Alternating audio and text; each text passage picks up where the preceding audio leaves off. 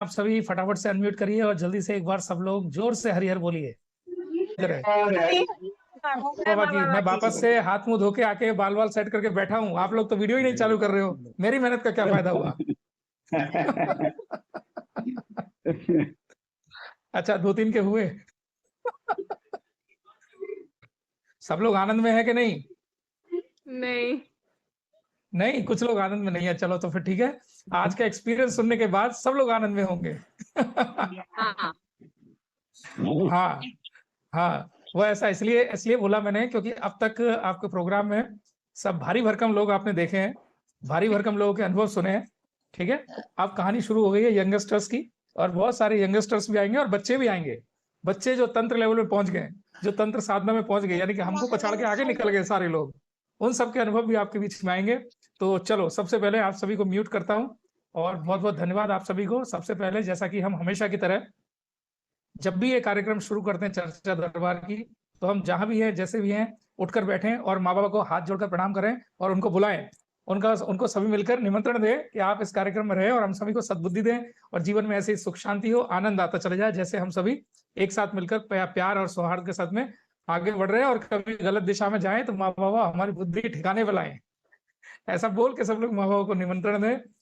उसके बाद आप सभी का हम स्वागत करते हैं। एंड आज हमारे सेशन के अंदर, इस मीटिंग के अंदर एक यंगस्टर है, कम एज में है, और कहते हैं कि आध्यात्म, एक जो हम पुरानी परिभाषा सुनते थे कि इतने से इतने तक ये आश्रम, उतने से इतने तक वो आश्रम, और इतने के बाद फलाना आश्रम। लेकिन वो सारे जो रीति रिवाज थे, मैं ज्यादा डीप में नहीं जा रहा हूँ, आप सब समझ पा रहे हैं मैं क्या कह रहा हूँ, क्योंकि समाज की ये बंदिशें हैं। एक सामाजिक जो सोच हुआ करती थी कि एक इस उम्र के बाद हमें जो है वो कहाँ जाना है, वानप्रस्थ आश्रम में जाना है या आध्यात्मिकता की तरफ जानी है। लेकिन ये सारे जितने भी पुराने जो हम कहते हैं रूढ़िवादिता को तोड़कर करौली शंकर महादेव के दरबार ने यह साबित किया है कि एक 7 साल का बच्चा भी इस दरबार से जुड़कर मंत्र दीक्षा लेता है, और मंत्र दीक्षा लेके वो अपने तंत्र लेवल में आगे बढ़ सकता है, और बढ़ के वो उन ऋषि मुनियों से भी आगे निकल सकता है जो हजारों साल तपस्या करते हैं। क्योंकि हम से भी बड़े भाग्य हैं जो हमें पूर्ण गुरु मिले हैं, और पूर्ण गुरु के साथ पूर्ण माँ भी मिली है, और उसके साथ साथ हमारे परम पूजनीय गुरुदेव करौली शंकर महादेव, जो कि दरबार में हम सभी की दिन रात सेवा करते हैं। जी हाँ, मैं वर्ड यूज कर रहा हूँ, सेवा। और उनसे हमें ये प्रेरणा लेनी चाहिए कि जिस तरह से वो सभी की सेवा करते हैं, हम सभी को मिलकर भी उससे ज्यादा सेवा करनी चाहिए। ज्यादा से ज्यादा लोगों तक हमें करौली शंकर महादेव के दरबार की जानकारी उन तक पहुंचाना चाहिए, जिससे उन सभी के जीवन में भी जो कष्ट है, उन कष्टों का पूरी तरह से संपूर्ण नाश हो, समूल नाश हो। मंगलवार का जो लाइव गुरुदेव आते हैं और हमारे बीच में आके संकल्प कराते हैं, और उस संकल्प से हमारे बहुत सारे कष्ट करते हैं। तो नए व्यक्ति को जितने ज्यादा आप जोड़ेंगे, आपको भी माँ बाबा की उतनी ही कृपा मिलेगी। तो इसी प्रार्थना के साथ आप सभी के बीच में मैं बुलाना चाहूंगा, एक स्टूडेंट है, अभी भी मतलब स्टडी कर रही हैं, लेकिन स्टडी करते करते अचानक जीवन में उनके क्या हुआ, जो आध्यात्मिकता की तरफ मुड़ गई। अब बहुत सारे आपने देखे होंगे स्टूडेंट या छोटे बच्चे भी आपके सामने आए थे। मनीष भाई के छोटे छोटे बच्चे हैं, आपने देखे होंगे। तो वो छोटी छोटी एज में ही मतलब तंत्र साधना की तरफ बढ़ रहे हैं, और अद्भुत उन लोगों को अनुभव हो रहे हैं। तो ऐसे ही हमारे बीच में एक यंगस्टर मौजूद है। स्पेशली मैं ये सेशन है, इसका नाम जो मैं दे रहा हूँ वो स्टूडेंट स्पेशल दे रहा हूँ। जितने स्टूडेंट हैं, आपको इस पूरे सेशन को 1 घंटे का हो, 1.5 घंटे का हो, 2 घंटे का हो, पूरा सेशन देखना है, 1 मिनट भी इसमें से मिस नहीं करना है, अगर आप स्टूडेंट है कम से कम। क्योंकि स्पेशली स्टूडेंट्स को आज इस सेशन से बहुत कुछ समझने को मिलेगा। उनके जीवन में बहुत सारी जो कठिनाई है उससे वो कैसे निकल सकते हैं, वो सारी समस्याओं से निजात मिलेगी। और सबसे बड़ी बात, तो स्टूडेंट्स को पता ही नहीं होता कि हमारे साथ में कुछ प्रॉब्लम भी है, क्योंकि वो उस एज में होते हैं जिस एज में उनके अंदर कोई ज्यादा मैच्योरिटी नहीं होती है। लेकिन इस कम एज के अंदर हमारे बीच में बहन शिप्रा है, तो राधा शिप्रा को हम आपके बीच में इनवाइट करते हैं, और आप सभी हरिहर बोल के, हरिहर शिप्रा बहन बोल के उनको बुला सकते हैं। हरिहर शिप्रा बहन,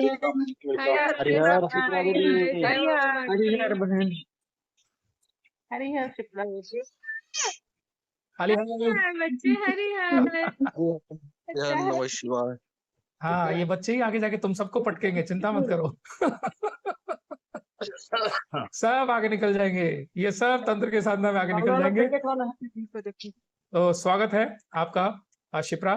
तो शिप्रा, सबसे पहले आप अपने बेसिक इंट्रोडक्शन से स्टार्ट करिए, और हम जानना चाहेंगे कि इस दरबार की तरफ आपका रुझान कैसे हुआ, क्यों आप दरबार की तरफ जुड़ी, और आपके जीवन में क्या परेशानियां थी या आपकी क्या इच्छाएं थी, क्योंकि हम सब दरबार से तभी वहां तक पहुंचते हैं जब हमारे जीवन में कुछ ना कुछ कष्ट होते हैं या अंदर कुछ क्यूरोसिटी होती है। तो आपकी जो भी संपूर्ण जो जर्नी है वो आप हमारे साथ में शेयर कर सकती हैं। आप अपने आप को अनम्यूट कर सकती हैं। वेलकम। हरिहर सबको, मेरा नाम राधा शिप्रा है। मैं दरबार से जुड़ी थी अपनी मम्मी के साथ में ही 2020 में। और उस टाइम मैं लॉ कर रही थी, लॉ ग्रेजुएट हूँ मैं। लॉ कर रही थी, थर्ड ईयर में लॉकडाउन में ही आए थे। तो उसके बाद में फिर धीरे धीरे करके दरबार की वीडियोस देखने स्टार्ट किए हमने। फिर मैं और मम्मी पहले जनवरी तो 2021 में गए थे दरबार। फिर हमने प्रक्रिया पूरी करी धीरे धीरे करके। फिर 2022 में जिस टाइम मेरा फाइनल ईयर था, उस टाइम ये हुआ था कि मुझे स्टडीज अब्रॉड के लिए बाहर जाना था। तो मैंने कुछ यूनिवर्सिटीज में अप्लाई किया था जिनमें मेरा एडमिशन भी हो गया था। सब कुछ हो गया था, बट फाइनेंसिंग में दिक्कत आ रही थी। तो मैं जुलाई में मैं गई थी दरबार, तो उस टाइम पे मैंने मंत्र दीक्षा ले ली। उसके बाद में साथ में हमने आरोग्य हवन भी कर लिया, सारी प्रक्रिया भी हमारी पूरी हो गई थी। फिर हमारा जो है उसके कुछ समय बाद मुझे पता चला कि मेरा फाइनेंसिंग नहीं हो सकता, तो मैं नहीं जा पाई थी उस साल। फिर मैं गुरुजी से मिली थी, उनको बताया था कि ऐसे ऐसे है, उनको पता ही था सब, मुझे बताने की जरूरत नहीं पड़ी। मैंने बस आगे के दिशा निर्देश उनसे पूछे थे कि अब मैं क्या करूं, क्योंकि उस टाइम में बहुत परेशान थी, बहुत हताश थी। बहुत मतलब 3-4 महीने लगातार, फिर मतलब 2-3 महीने तो मैं घर से दूर रह के कि फाइनेंसिंग का देखना है, ये करना है, वो करना है, सब करके सारे जुगाड़ लगा लिए, सब कर लिया, कुछ नहीं हुआ। फिर मैं बाबा के पास जाके रो रो के बोली कि मैं अब क्या करूं, मुझे कुछ समझ नहीं आ रहा। तो फिर मुझे गुरुजी ने दिशा बताई कि बेटा यहाँ रहोगे, यहाँ रह के कर लो। तो फिर मैं दिल्ली रही थी, गवर्नमेंट सर्विसेज की तैयारी कर रही थी। 1 साल में दिल्ली रही। जिस दिन मैं दिल्ली पहुंची उसी दिन से हर कदम पे आप ये समझ लीजिए कठिनाई आई थी। ऐसा था कि पापा चाहते नहीं थे कि मैं दिल्ली जाऊं, लेकिन मैं अपनी जिद करके कि नहीं, अब तैयारी करनी है, सरकारी नौकरी की तैयारी करनी, मैं कैसे करूंगी, दिल्ली में है मेरे जानने वाले, कभी भी कोई भी दिक्कत होगी तो इमिडिएटली वही आ सकते हैं। तो मैं दिल्ली रह के तैयारी कर रही थी। कुछ नहीं हुआ, मतलब मैं पढ़ रही थी, सब हो रहा था, कोचिंग भी चल रही थी मेरी। मैं जॉब्स के लिए भी अप्लाई करती थी, कुछ नहीं होता था। मैंने मास्टर्स के लिए दिल्ली में भी अप्लाई किया, कुछ नहीं हुआ। धीरे धीरे करके जैसे जैसे मेरे दशांश की तरफ मैं बढ़ती गई, तो थोड़ी थोड़ी प्रॉब्लम्स सॉल्व होती गई। उसके बाद में फिर अभी जुलाई के समय में मैं तंत्र दीक्षा के लिए गई थी, गुरु पूर्णिमा पे ही। तो तंत्र दीक्षा में जैसे ही मेरा सिलेक्शन हुआ, उससे जस्ट पहले ही मेरा यूपीएससी का एग्जाम था, उसमें मेरा नहीं हुआ। मैं तब भी बड़ी हताश हो गई थी कि अब मैं क्या करूं। 1 साल से मैं तैयारी कर रही हूँ, मेरे घर ना, मैं घर जा रही हूँ ना, मैं कहीं, कुछ नहीं। मेरे मतलब शौक तो मेरे पहले भी नहीं थे कोई, और तैयारी करनी थी तो मैं वैसे भी कहीं नहीं जाती थी, और फिर भी इतना सब कुछ करने के बाद कुछ नहीं हुआ। तो बुरा लगता है, बहुत बुरा लगा था मुझे भी। फिर मैं गई तंत्र दीक्षा के लिए, ये सोच के कि अब जो होगा, अभी तक हमने अपने हिसाब से कर लिया, अब जो होगा अब सब बाबा माँ के ऊपर ही है। गए तंत्र दीक्षा में, हमारा चयन हुआ बाबा माँ की कृपा से। उसके बाद में चयन होने के बाद में मैंने जब से अपने जाप शुरू किए, तो बहुत तेजी से मेरे कर्म भोग कटे। कई ऐसे लोग, कई ऐसे दोस्त, कई ऐसे रिश्तेदार जो थे, सब मेरे से हटते चले गए। उसके बाद फिर उसी जाने से जस्ट पहले ही मैंने मास्टर्स के लिए सीयूईटी का पेपर दिया था, जिसका रिजल्ट ही नहीं आ रहा था। उसका रिजल्ट नहीं आ रहा, अब मुझे ये लग रहा था कि हे भगवान, मेरा इसमें भी नहीं हुआ। ये तो मेरा मतलब मेरी आखिरी उम्मीद थी मास्टर्स के लिए, क्योंकि अब नहीं हुआ तो फिर अगले साल से अब मुझे सीधा जॉब ही ढूंढनी पड़ेगी, क्योंकि अब मास्टर्स भी नहीं कर सकते, कब तक मैं ऐसे रहूंगी। तो उसमें भी कुछ नहीं हो रहा था। फिर जुलाई अगस्त, हाँ, मिड अगस्त से रिजल्ट्स आने शुरू हुए। तो पहले मेरा लखनऊ के 1-2 यूनिवर्सिटीज में हुआ, इधर हुआ, लेकिन मेरा उधर जाने का मन नहीं था।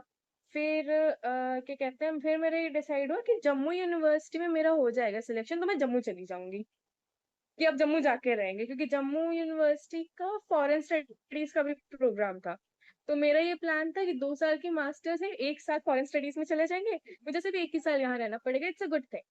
वहां नहीं हुआ। एक दिन रात को 12:30 बजे मुझे मेल आया कि मुंबई यूनिवर्सिटी ने अपने एडमिशन लिस्ट निकाली है, उसमें मेरा नाम आ गया।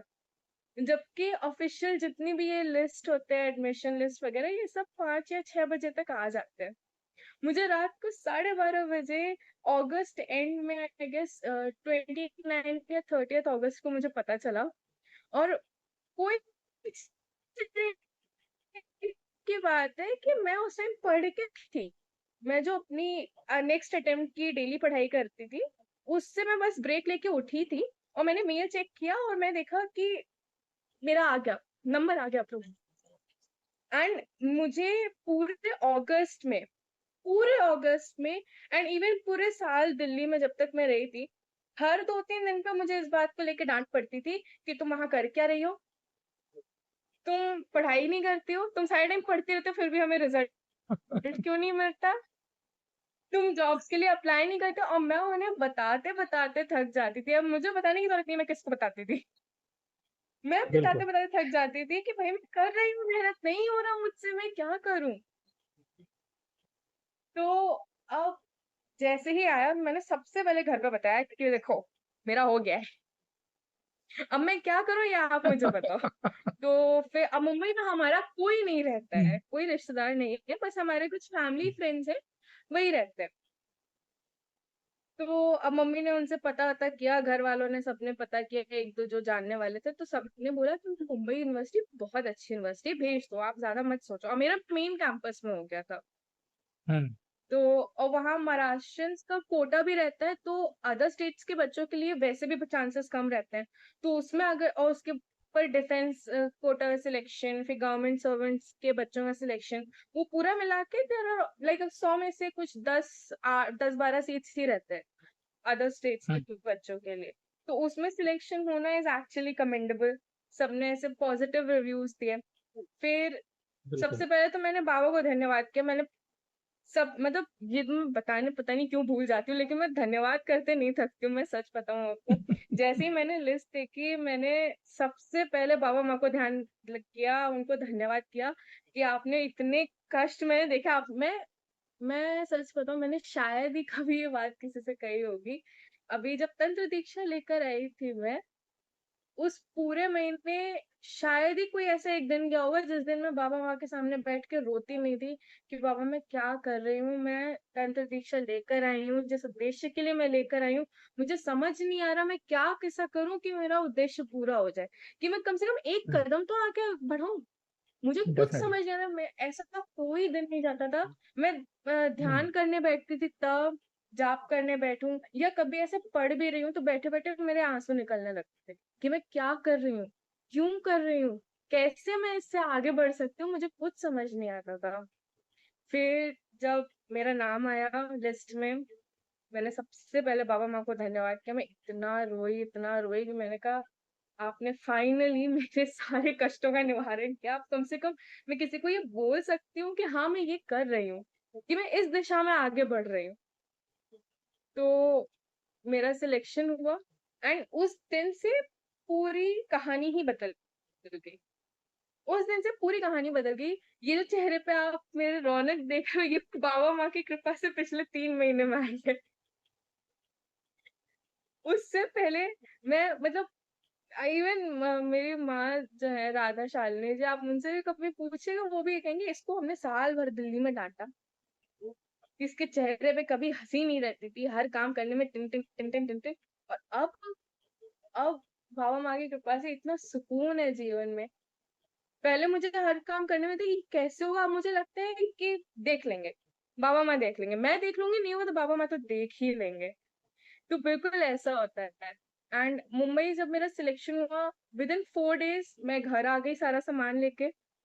विद इन नेक्स्ट 2 डेज मैं मुंबई चली गई थी, क्योंकि मेरे क्लासेस स्टार्ट होने थे। एंड ना मेरा हॉस्टल हुआ था उस टाइम, तो बस कॉलेज एडमिशन हुआ था। 1 महीने मैं हमारे फैमिली फ्रेंड के यहाँ रही। उनके यहाँ भी कि बाबा माँ की कृपा से इतने अच्छे हैं सब लोग, इतने अच्छे लोगों का मुझे सानिध्य प्राप्त हुआ। मैं मतलब मुंबई एक ऐसी जगह है जहाँ पे इंसान बन भी सकता है, बिगड़ भी सकता है, लेकिन मुझे इतने सज्जन लोगों का सानिध्य मिला था कि वो हर कदम पे मुझे गाइड करते हैं।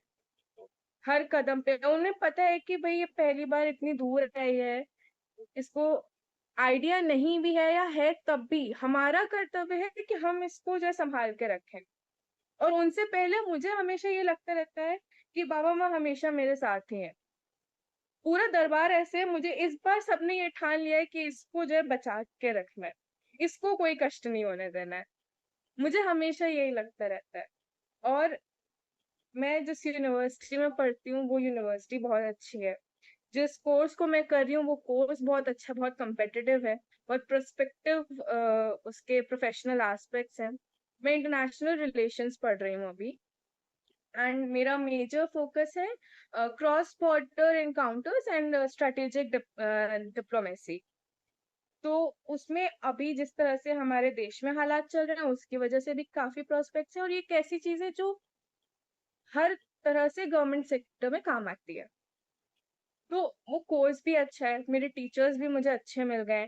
प्लस अभी रिसेंटली मेरा कोर्स स्टार्ट होते ही होते मैंने काफी ऐसे नेटवर्क्स बना लिए हैं जो मुझे आगे प्रोफेशनली काम आएंगे। ये सारी चीजें मैंने कभी नहीं की थी। मैं अपने जीवन में कभी स्टूडेंट लाइफ में इतनी एक्टिव रही ही नहीं कि मुझे हाँ ये करना है, कि मुझे समाज के लिए ये करना है, मुझे अपने प्रोफेशनल डेवलपमेंट के लिए करना है। कभी नहीं की थी। इस तरह से ये जो मैं आज आपको एक्सपीरियंस भी शेयर कर रही हूँ ये भी मैंने कभी नहीं किया था। दरबार में भी कोई मुझसे बात करता था ना आज से 1 डेढ़ साल पहले की अगर मैं बताऊं, दरबार में भी कोई मुझसे ऐसे बात करे तो मैं उन्हें बता देती थी, लेकिन मैं ये कहूँ कि हाँ मैं आपको अपना अनुभव बताती हूँ, देखिए ऐसे नहीं ऐसे, तो वो चीज मुझसे नहीं होती थी। ये लैक ऑफ बाबा माँ की कॉन्फिडेंस था। कृपा है उनकी, पूरा उनका आशीर्वाद है मेरे ऊपर कि मैं ऐसे बोल पा रही हूँ, कि मैं अपना अनुभव शेयर कर पा रही हूँ सबके साथ में। और बिल्कुल। मेरा जीवन ही बदल दिया बाबा माँ ने। जब से मुझे ऐसा लगता है बाबा माँ मुझे गोद में लेके गए थे मुंबई। बिल्कुल। मैं बिल्कुल ऐसे गई थी, मैं बस एक ही प्रार्थना करके गई थी कि बाबा माँ अब चाहे जो हो, अब मुझे रोना नहीं है, अब मुझे कोई भी, मुझे ये नहीं चाहिए अपने जीवन में कि मैंने इतना किया उसका फायदा क्या हुआ। मैं जी। अब खुश रहना चाहती हूँ, क्योंकि मैं 1 साल झेल गई थी दिल्ली में। मैं इतना परेशान, इतना दुखी मैं शायद ही कभी रही हूँ। पता नहीं कौन से मेरे कर्म भोग थे जो मेरी मंत्र दीक्षा के समय पे, मेरी तंत्र दीक्षा के भी 1 महीने में कट रहे थे। मुझे बिल्कुल नहीं पता, लेकिन अब वो चले गए, मुझे इस बात की खुशी है। और मैं जब मुंबई गई थी तब से मैं इतना, मतलब मैं कभी बाहर निकलना तो बहुत दूर की बात है। मुझे अगर दिल्ली में कोई पूछे ना तुम्हारी गली से आगे क्या मिलता है, मुझे नहीं पता था।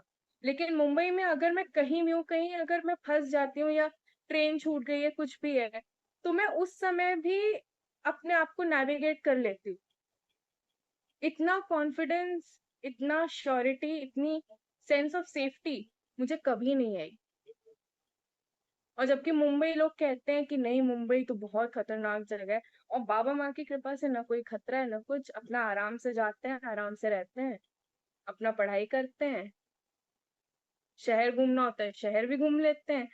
स्टूडेंट लाइफ में बहुत प्रॉब्लम्स होती हैं, लोगों को नहीं पता होता। आप घर से बाहर रह रहे होते हो, जब तक आप खुद नहीं कमा रहे होते हो तब तक आप फाइनेंशियली भी डिपेंडेंट हो, तो आपको एक एक पैसे का खर्चा सोचना पड़ता है। ठीक है। और मैंने भी अपने जाने के 3 महीने के अंदर कई ऐसे समय देखे हैं जहाँ पे ये नहीं समझ में आता था कि अगर मैं इस समय ट्रेन से चली जाऊँ या सिर्फ मैं बस से चली जाऊंगी तो फिर मैं लंच में क्या खाऊंगी, डिनर में क्या खाऊंगी। लेकिन बाबा माँ की कृपा से सब मैनेज हो रहा है, सबसे सब मैनेज हो रहा है, सब बढ़िया चल रहा है। और पढ़ाई को लेके क्यों हमारे ऊपर सबसे ज्यादा प्रेशर यही होता है कि हम स्टूडेंट्स हैं, एकेडमिकली अगर नहीं अच्छा परफॉर्म करेंगे, क्लास में पार्टिसिपेशन नहीं होगा, तो हम कैसे करेंगे, क्या करेंगे। तो बाबा माँ की कृपा से टीचर्स भी ऐसे अच्छे मिले हैं, मुझे मेरा सोशल सर्कल, जो मेरा स्टूडेंट सर्कल है वो भी अच्छा मिला है।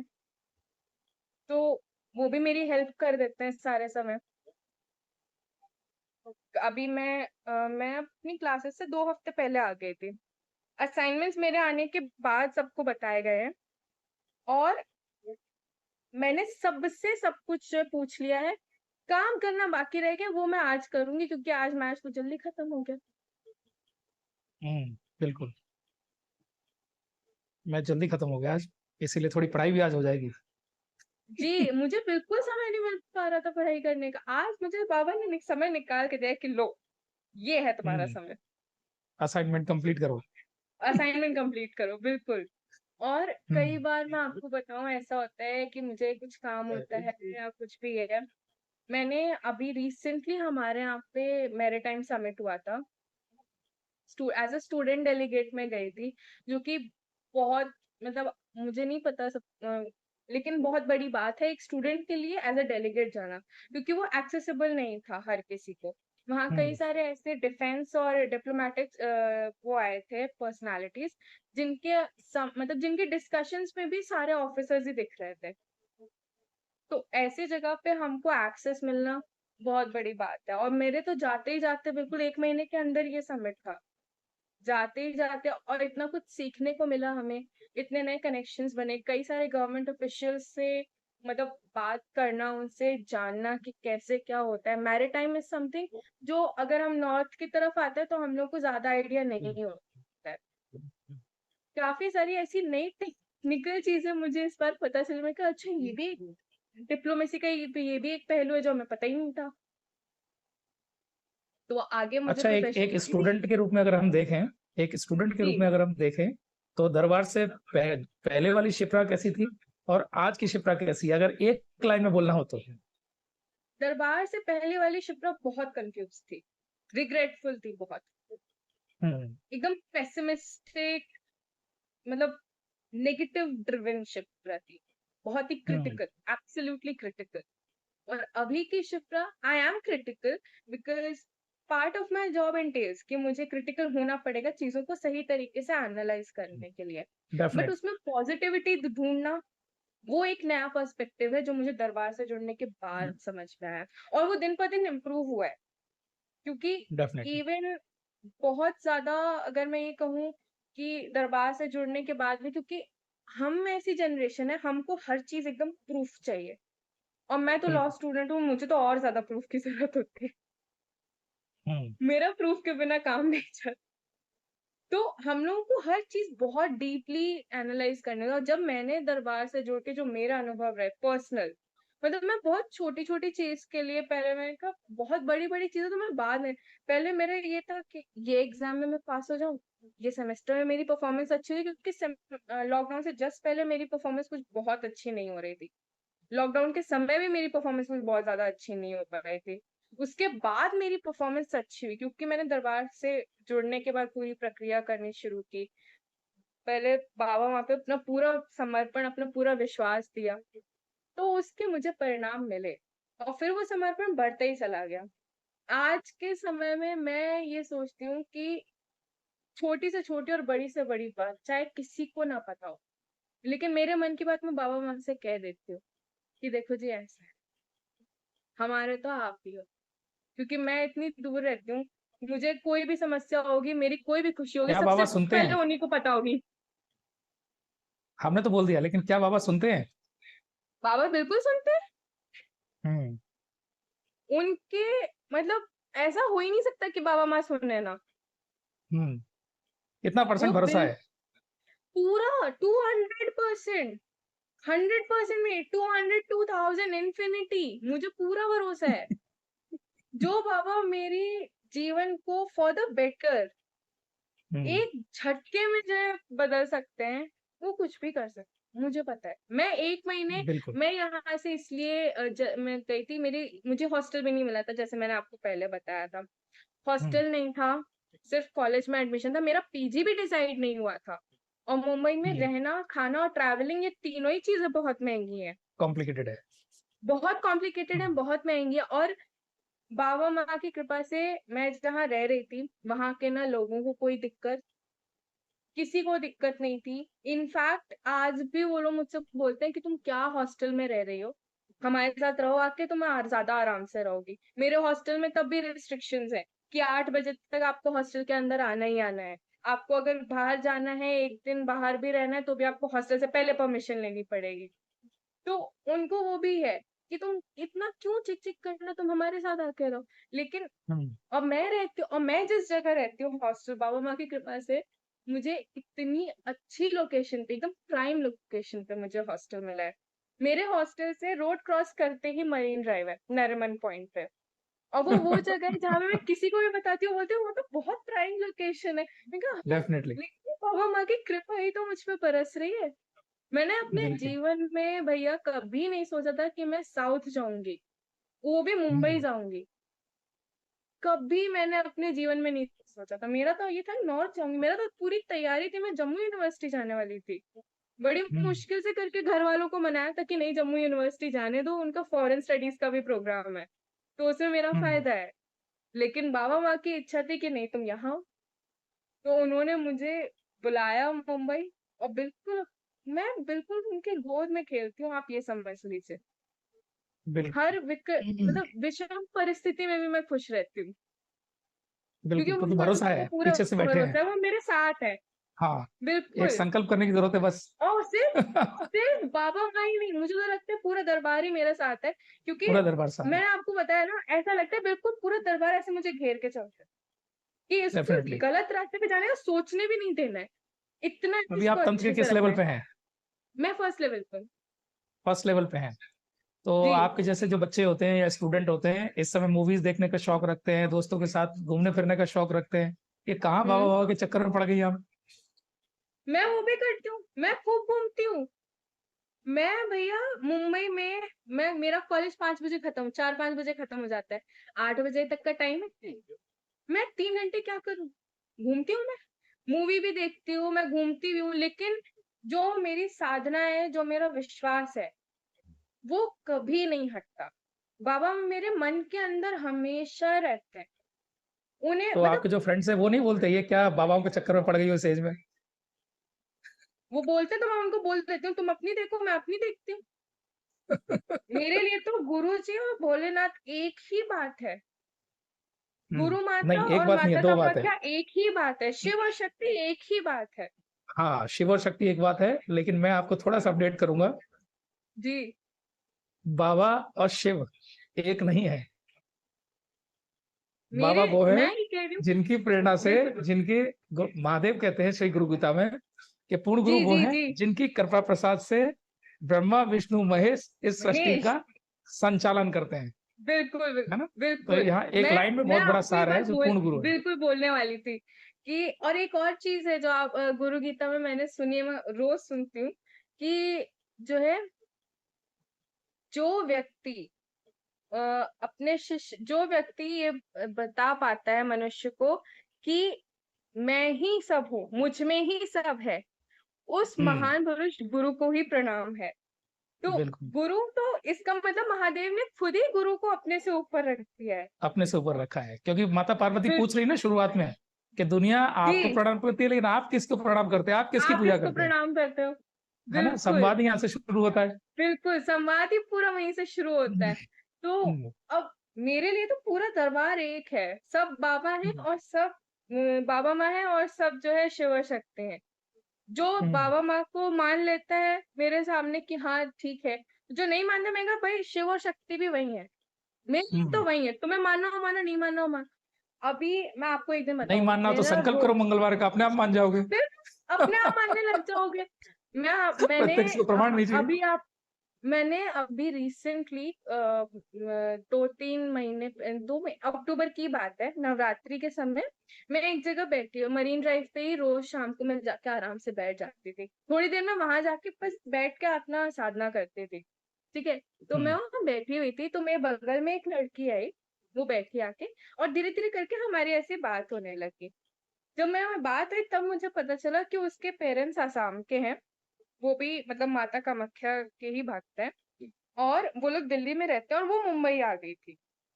वो भी अपने जीवन से बहुत परेशान थी, और जब उसने भगवान शिव की, माता कामाख्या की पूजा आराधना स्टार्ट की, तब जाके उसे जीवन में सुकून आया, उसे अपने जीवन की एक दिशा मिली कि हाँ, मैं क्यों हूँ, मैं क्यों आई हूँ। तो मैंने उसे दरबार के बारे में भी बताया, मैंने उसे अपने बारे में भी बताया। तो हमारी हम्म काफी लंबी बातचीत चली एंड वो एक्चुअली शी वाज इंटरेस्टेड।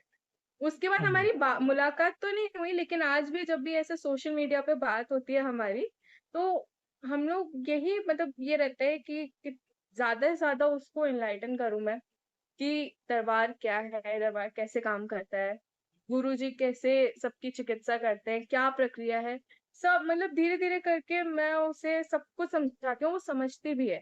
तो मेरे लिए बहुत बड़ी बात है कि मैं ऐसा कर पा रही हूँ, और ये सब चीजें पहले मुमकिन नहीं थी।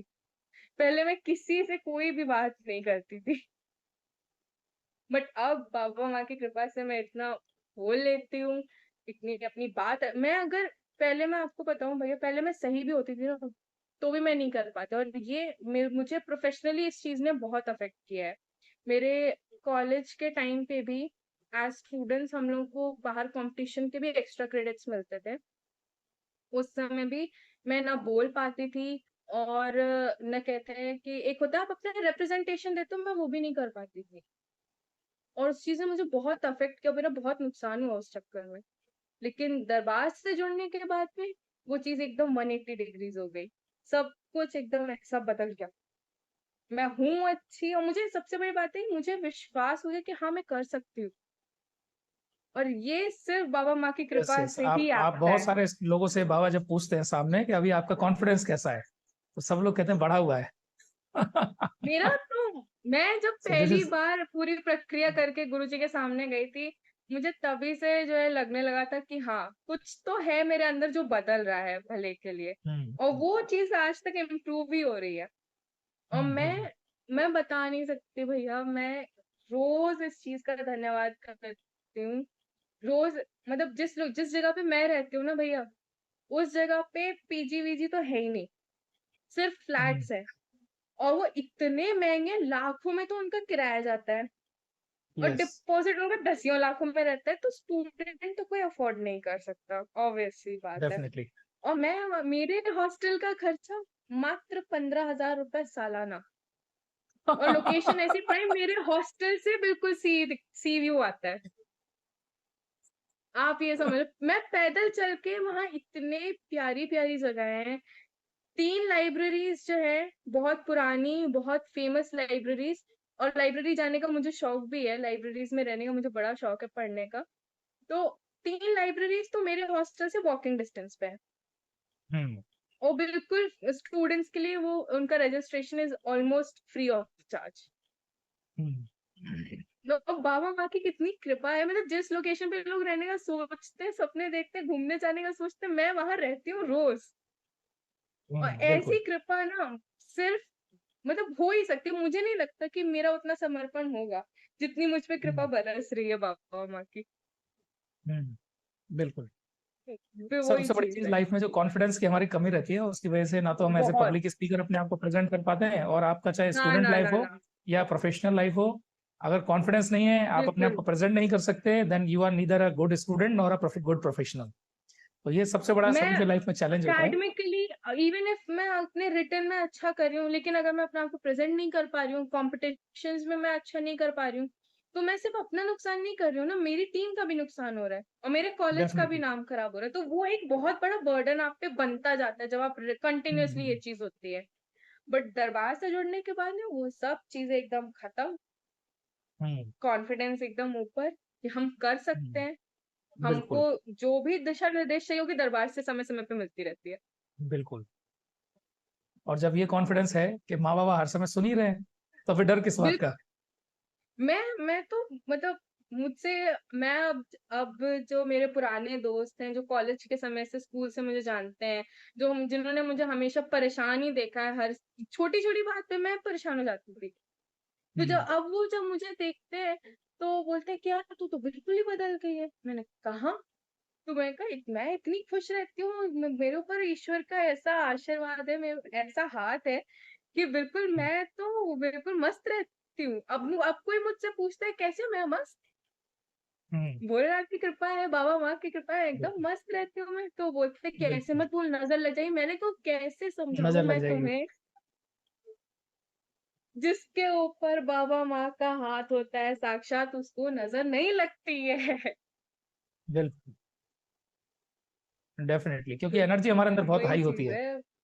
तो कोई भी छोटी मोटी जो एनर्जी है वो हमारे बहुत आसपास हाई आने की होती हिम्मत भी नहीं करती है।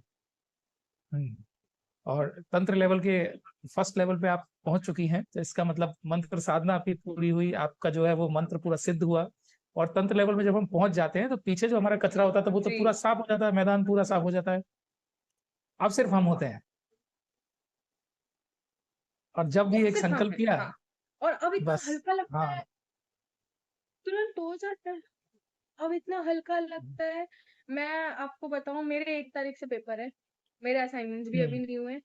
अगर यही हम्म। चीज आज से 1.5-2 साल पहले हो रही होती, अब तक तो मैं पागलों की तरह यहाँ से वहां नाच रही होती कि होगा कैसे। लेकिन अभी मैं आराम हम्म। से बैठी हूँ, मुझे पता है कि मैं अभी बैठूंगी, 2 घंटे में मेरे 2 असाइनमेंट हो जाएंगे और फिर मैं अपनी पढ़ाई कर लूंगी, तो मेरा आराम से सब काम हो जाएगा। नहीं होगा तो बाबा डेफिनेट की एक छड़ी पड़ेगी और मेरा सब काम हो जाएगा, लेकिन काम हो जाएगा। काम हो जाएगा, ये तो रुकना ही नहीं है। रुक तो चलो थोड़ा सा बाबा सब काम करवाएंगे। वो कैसे कर, वो प्यार से करवाते हैं कि डांट से करवाते हैं, मार से करवाते हैं, वो तरीका वो खुद डिसाइड करेंगे, उसमें मैं कुछ डिसीजन नहीं ले सकती। बिल्कुल। अब थोड़ा मम्मी की तरफ चलते हैं और मम्मी से जानते हैं कि मम्मी को पहले वाली शिप्रा में और अब वाली शिप्रा में क्या अंतर नजर आता है। स्वागत है दीदी आपका, शालिनी दीदी। जय बाबा की भैया। जय माँ बाबा की। हाँ भैया, मैं क्या बताऊं, मुझे तो ऐसा लगता है मुंबई गई मेरी बेटी बिल्कुल बदल गई है। हम्म। मेरी एक फ्रेंड है, उसका बेटा वहाँ जॉब करता है, तो ये सबसे पहले उन्हीं के यहाँ गई थी। हम्म। उनके यहाँ करीब 1 महीने रही, तो मैंने उसको फोन करके अभी बोला, उस दिन दिवाली के दूसरे दिन मेरी उससे बात हुई, तो मैंने बोला, मैंने कहा मैंने जो प्रोडक्ट भेजा था वो वापस नहीं आया है, ये दूसरा आया। तो मैंने कहा क्या ऐसा कर दिया है? तो बोला आंटी हम तो कुछ नहीं किए हैं, वो तो शिप्रा तो है ही बहुत अच्छी। मैंने कहा नहीं, हम्म। इतनी अच्छी ये पता नहीं, ये दिन पर दिन इतना इम्प्रूव होती जा रही हैं कि मैं क्या कहूँ। मैं अभी ये आई हैं जब से लौट के, मैं डेली सोचती हूँ आज पक्का इसको डांटूंगी। हम्म। सुबह सोच के उठती हूँ कि आज पक्का इस लड़की को एक बार तो डांटूंगी, लेकिन हम्म। पूरे दिन में कोई मुझे मौका नहीं देती है कि मैं इनको डांट सकूं। अच्छा, और जैसे डांटने की कोशिश करोगे ना हंसी आ जाएगी। नहीं, मौका ही नहीं देती है भैया। ये पहली बार हुआ, ये वो शिप्रा है ही नहीं जो 2-3 साल पहले हाँ। मेरी जान खाए रहती थी, वो शिप्रा है ही नहीं। बहुत तंग बहुत करती थी ये। बहुत नहीं, तंग तो नहीं करती थी ऐसे, लेकिन बस जहाँ ये मुंह मुंह बना के कुछ भी बोली और मेरा गुस्सा वहीं से शुरू हो जाता था। डेफिनेटली। मुझे लगता था कोई भी बात कहनी है खुश होके कहो। क्योंकि और परिवार में वो कुछ ऐसी विरोधाभास की स्मृतियां थी, और बाबा हाँ की कृपा से वो सारी पुराने जो विरोधाभास की स्मृतियां होती हैं वो जब खत्म हो जाती है पूरी तरह से, तो स्वयं हम अपने आप को फील कर रहे होते हैं और हमारी स्मृति वहां पे काम कर रही होती है। और हाँ चाहे हस्बैंड वाइफ रिलेशनशिप हो या पेरेंट्स चिल्ड्रन रिलेशनशिप हो, कहीं भी आप जाएंगे तो जब भाव ही आपके अच्छे होंगे तो सारा खेल तो भाव का ही है। अच्छे भाव से आप किसी को 4 बातें उल्टी सुल्टी बोल दो, वो भी हंसेगा और आप भी हंसेंगे। लेकिन कुछ गलत भाव से आप किसी को अगर कोई भी बात बोलते हैं तो सामने वाला तुरंत भड़क जाता है। तो बस जो नेगेटिव जो हमारे माइंड के अंदर, जो हमारे डीएनए के अंदर जो स्मृतियां होती हैं, वो क्या करती है, हमारे अंदर भाव को गलत पैदा करती हैं। और गलत भाव का मतलब है बोलने वाले को भी बुरा लगता है और सुनने वाले को भी बुरा लगता है। बातें वही होती हैं, शब्द वही होते हैं, लेकिन वो शब्द चुभते हैं उनको। हम्म। तो अभी परिवार में माहौल कैसा है? परिवार में माहौल बहुत ही अच्छा है, बहुत ही ज्यादा अच्छा है। हम्म।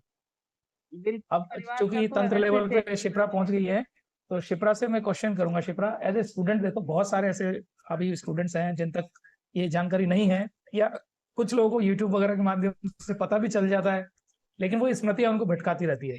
तो एक स्टूडेंट्स के लिए क्या आपका मैसेज है? स्टूडेंट्स के लिए मेरा यही मैसेज है कि एज स्टूडेंट्स हमारी लाइफ बहुत हेक्टिक होती है, लेकिन जैसे मैं अपने लिए समय निकाल लेती हूँ। आप एक घंटा भी अगर अपने ध्यान साधना को देते हो, चाहे आप मंत्र दीक्षा में हो, चाहे आप तंत्र दीक्षा में हो, और अगर आप अभी दीक्षा में नहीं भी आए हो, अगर आप अभी भक्त भी हो, तो भी आप दिन के 1 घंटे बस निकाल लीजिए, उतना बहुत है माँ बाबा के लिए। मेरे जब से मैं मतलब मैं आपको बताऊं, मंत्र दीक्षा जब मैंने ली थी, उस समय मैं तुरंत ही दीक्षा लेने के बाद शुरू शुरू में तो मेरा रहा अच्छे से रूटीन। फिर जब मैं दिल्ली गई थी तब तो मेरा शुरू के 1 महीने बिल्कुल ऐसा था, मैं 10 मिनट 15 मिनट भी अगर बैठ के जाप कर लेती थी अपने, तो भी मेरे लिए बहुत बड़ी बात होती थी। मैं नहीं होता था मेरे से, क्योंकि आना जाना कोचिंग, फिर लाइब्रेरी जाना, फिर पढ़ना, सेल्फ स्टडी बहुत हो जाता था। लेकिन धीरे धीरे करके अपना रूटीन बनाया, 1 घंटा दिन में निकाला। वो गुरुजी कहते हैं कि आप एक टाइम अपना सेट कर लो, अगर आप कर लेते हो तो भी बहुत अच्छी बात है, लेकिन नहीं भी हो रहा तो कोई भी 24 घंटे में से कोई 1 घंटा निकाल के आप ध्यान साधना को दो। उससे आपका दिमाग भी रिलैक्स, जब माँ बाप को प्यार से याद लो ना, तो उसी में खुश हो जाते हैं। मैं बार बार ये कहती हूँ कि मुझे नहीं लगता कि मेरा समय में भक्ति है, कृपा बरस रही है बाबा की। मम्मी की बात बात मैं बार बार कह सकती हूँ, बहुत ही ज्यादा कृपा है माँ बाबा की मुझ पे। इतना मुझे लगता नहीं कि मेरा समर्पण है, लेकिन मैं वही है कि जितनी कृपा हो रही है मैं उतनी और कोशिश करती हूँ कि ये समर्पण आगे बढ़ता ही चला जाए, कम ना होने पाए। बस मेरी भक्ति में और मेरी सेवा में कोई कमी ना रह जाए, बस ये रहता है मेरा। तो बच्चों की तो वैसे भी माँ बाबा इतनी जल्दी सुनते हैं और इतने अच्छे से सुनते हैं कि हम लोग को, मुझे ज्यादा मेहनत करने की हम लोग को जरूरत ही नहीं है। प्यार से बस माँ बाबा को याद कर लिया, चाहे आप दिन में 5 मिनट भी निकाल लो, 5 मिनट तो हर किसी के पास होता है, 5 मिनट भी निकाल लो, तो भी उसमें इतने खुश हो जाएंगे कि बस हमारे बच्चों ने याद कर लिया हमें, बहुत बड़ी बात है हमारे लिए।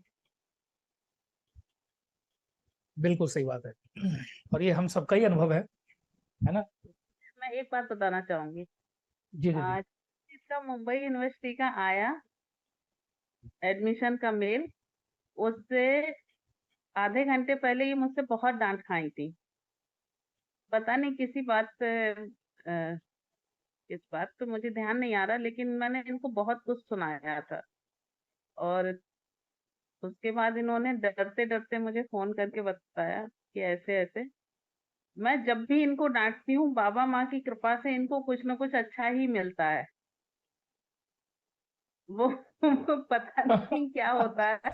वो बाबा बैठे उधर ऐसे देने के ही लिए। पिछले साल जब मैंने इनको बहुत डांटा था कि तुम कुछ नहीं कर रही हो, तुम्हारे साथ के बच्चे देखो कहाँ से कहाँ पहुंच गए, तुम कुछ नहीं कर रही हो। मैंने मना किया था, लॉ मत करो, लॉ ये एक लंबा वो होता है, लॉ और मेडिकल का जो प्लेटफॉर्म है काफी लंबा, इसमें पढ़ना पड़ता है तब कैरियर बनता है। और तुमने अपनी जिद से लॉ पढ़ी और देखो सारे बच्चे तुम्हारे साथ के कमाने लगे। उसी समय इनको तुरंत से उसी दिन 1 डेढ़ घंटे के बाद ही इनके पास मेल आया। इन्होंने एक इंटर्नशिप के लिए किया था डीसीपीसीआर में, तो उसमें इनका हो गया था। गवर्नमेंट की इंटर्नशिप थी, पेड इंटर्नशिप थी, फिर उनको उसमें इनको पैसे मिले तो इन्होंने अपना रुद्राभिषेक वगैरह दरबार में किया था। जो भी पैसा मिला उससे इन्होंने रुद्राभिषेक किए थे।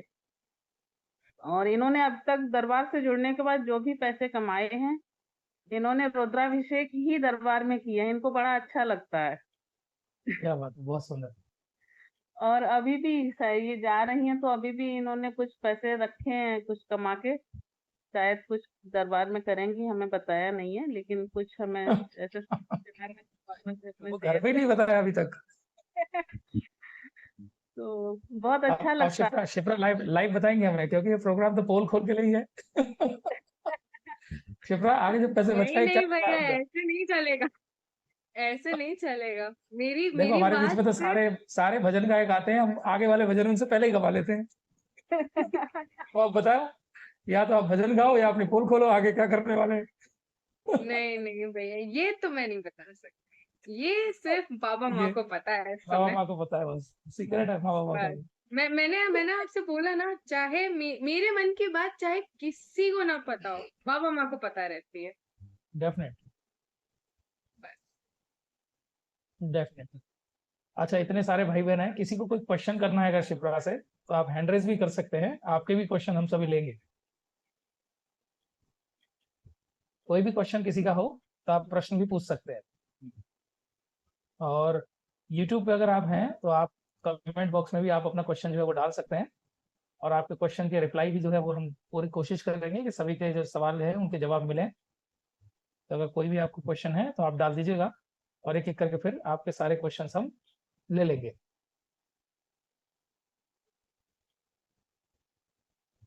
अभी तक कोई क्वेश्चन नहीं है। हाँ, ओके। लखा भाई, आप शायद कुछ कहना चाह रहे हैं। जी लखा भाई, आपका स्वागत है। हरिहर। हरिहर नमस्कार। जय मामा का जय बाबा की। जय माँ बाबा की। शिप्रा जी को सुन के बहुत बहुत खुशी हुई। क्वेश्चन तो कुछ नहीं है, बट ऐसे हमारी लड़कियां जो आगे बढ़ती है और नई जनरेशन आज हम बोल रहे कि कहाँ जा रही है, संस्कृति का पालन नहीं कर रही है। खान पान से लेके कई पेरेंट्स को यही चिंता रहती है कि हमारी जनरेशन कहाँ जाए। तो मैं वही समझ रहा था कि शिप्रा जी की लाइफ में जैसे बदलाव आया, जो खास करके उसका जो कॉन्फिडेंस बढ़ा और उसके करियर बनाने का दिमाग में जो आया, ये जो बता रही कि माँ बाबा की जो कृपा से हुआ एकदम सही है। और यही कॉन्फिडेंस का जो अंदर का बदलाव ही आ रहा है, और जब ये अंदर बदलाव आएगा तो डेफिनेटली सफलता तो मिलनी है, उसमें कोई बड़ी बात है नहीं। खास करके ये उम्र के जितने भी बच्चे हैं वो सबको ये सही डायरेक्शन देने का। तो हमारा दरबार है सिर्फ लोगों का कष्ट हरने का काम नहीं कर रहे, मगर उससे जाके एक लेवल आगे का काम कर रहे। तो ये तो समाज लाइव निर्माण का, एग्जाम्पल चरित्र निर्माण का। रियली मैं सुन रहा था, जिस तरह से बात कर रही थी मुझे निर्मला सीतारमन जैसे बोल रही ऐसा लग रहा था। मालूम नहीं क्या उसकी जिस तरह से बात करने का, जिस तरह की उसका हाव भाव है, तो इंटरनेशनल पर्सनालिटी जरूर बनने वाली है और वही फील्ड में जा रही है। और आने वाले दिनों में आप भारत को कई कंट्री में रिप्रेजेंट करेंगे। हमारे मोदी साहब जिस तरह से आगे लेके जा रहे हैं, वो भी चाहते हैं कि हमारी लड़कियां पूरे वर्ल्ड में फेमस हो जाए। तो आप बाबा माँ का एक प्रसाद पूरी दुनिया के लिए है। तो खूब खूब धन्यवाद। और कृष्णा भैया, आप हर टाइम कुछ ना कुछ ऐसी चीजें लेके लोगों के सामने लाते हैं और बहुत प्रेरणा मिलती है। तो आपको भी खूब धन्यवाद कि आप ऐसे ही प्रोग्राम करते रहो। हर प्रोग्राम में अटेंड नहीं करता, मगर बाद में आपका रिकॉर्डिंग भी सुनने का मौका मिल जाता है। तो खूब खूब धन्यवाद। हरिहर। हम कुछ नहीं करते, सब माँ बाबा कर रहे हैं जो भी कर रहे हैं। हम तो भूल गए थे आज का प्रोग्राम। 9:16 पे दीदी का मैसेज देखा मैंने, क्योंकि 8 से 9 मेरी प्रोफेशनल जूम होती है। और 9:16 पे जब मैंने देखा, मैंने अपने आप को शीशे में देखा सामने, मैंने इस हुली में ऐसी जूम कैसे होगी। तुरंत हम लाइव आए, माँ बाबा ने तुरंत सजा धजा के 2 मिनट के अंदर बिठा दिया। बोले जागो जागो करके भजन चलाओ, सबको जगाओ और खुद जाग जाओ। तो वापस से एनर्जी लेके माँ बाबा की कृपा से आपके सामने हाजिर हो गए। तो सब माँ बाबा की कृपा से होता है। और ये जो परिवार हमारा जो आगे बढ़ रहा है, वास्तव में यंगस्टर्स का ही रोल सबसे बड़ा है, क्योंकि जो सबसे ज्यादा प्रेरणा जो मिलती है आज की जो जनरेशन है उसी से मिलती है। और एक बहुत सुंदर बात आपने कही लखा भाई, जो मैंने कनेक्ट किया, कि दरबार का काम सिर्फ आपके रोग कष्ट खत्म करना नहीं है, दरबार का काम है आपका चरित्र निर्माण करना है। और चरित्र निर्माण करने वाली जो संस्थाएं हैं पूरे देश में, अगर जगह जगह कहीं हो सकती है तो वो करौली शंकर महादेव की ही हो सकती है। क्योंकि आज किसी भी व्यक्ति की आप लाइफ में देखिए, मैक्सिमम जो आज घरों में समस्याएं हैं, समाज में समस्याएं हैं, करियर का जो स्तर है उसको बढ़ाने के लिए लोग अपने करेक्टर के स्तर को नीचे गिराते चले जा रहे हैं। जीवन में हर व्यक्ति को अपने करियर में आगे बढ़ना है। तो डॉक्टर्स तो हमारे यहाँ करोड़ों की संख्या में हो गए, लेकिन सेवा भाव उनके अंदर होना चाहिए था, वो धीरे धीरे बहुत सारे लोगों के अंदर कम हो गया। सबके अंदर तो नहीं, क्योंकि हम जानते हैं सभी, हमारे दरबार से भी कितने सारे ऐसे डॉक्टर्स हैं, साइंटिस्ट हैं जो जुड़े हुए हैं, और वो इस बात को रियलाइज कर पाते हैं और हम सभी के बीच में इस चीज को पूरे ओपनली प्रेजेंट कर पाते हैं कि दरबार से जुड़ने से पहले का जो हमारा प्रोफेशनल करियर था और दरबार से जुड़ने के बाद का जो प्रोफेशनल करियर है, उसमें जमीन आसमान का अंतर है। क्योंकि उस समय भाव सिर्फ पैसा कमाने का होता था, और आज जो भाव है वो सेवा करने का है। तो बस सेवा भाव से ही ऐसे जो भी प्रोफेशन में जाएंगे स्टूडेंट्स, अपनी लाइफ में आगे बढ़ेंगे। तो ये स्टूडेंट आगे जाके कहते हैं जी, बच्चे जो है वो देश का भविष्य होते हैं। तो वो देश का जो भविष्य जो है वो हमारा जो खतरे में था, अब दरबार की कृपा से ऐसे ऐसे स्टूडेंट्स तैयार हो रहे हैं। और मैं तो कई बार, जैसे आप सुन के शायद आश्चर्य करेंगे, मेरे सामने बहुत सारे दरबार के भक्त आते हैं। तो गुरुदेव कहते हैं ना, मानसिक जप बहुत शक्तिशाली है। मैं जो बोल रहा हूँ उसको कनेक्ट करने की कोशिश करना सब लोग। मानसिक जो है वो पूजा भी हम करते हैं, मानसिक जप भी करते हैं, लेकिन कभी Correct. सोच के देखिएगा हमारे बीच में जो गुरु भाई हैं जिनकी उम्र कम है ना, कम उम्र में वो दीक्षा के तीसरे लेवल पे पहुंच गए, चौथे लेवल पे पहुंच गए, तो मुझे पता नहीं कितने लोग विश्वास करेंगे, लेकिन मैं मानसिक ढोक देता हूँ उनको बैठे बैठे यहाँ पे, क्योंकि गुरुदेव जब कहते हैं कि मानसिक पूजा ही सबसे शक्तिशाली है, तो मैं उनके अंदर हाँ। वो देख पाता हूँ, अंदर से महसूस कर पाता हूँ, वो प्रेरणा मिलती है कि हजारों हजारों साल तपस्या करके व्यक्ति की कुंडली जागृत नहीं होती। बहुत सही बात। हमारे लिए क्या है, हमारे लिए तो ये ऐसा है जैसे जैसे कोई आया मच्छर आपको काटा था, आपने मच्छर मार दिया और हो गई कुंडली जागृत। जन्म जन्म तक लोग लगे रहते हैं, कितने दुनिया भर के जत्न करते हैं, ये सिद्धि कर वो सिद्धि कर, और दिशा भटक जाते हैं।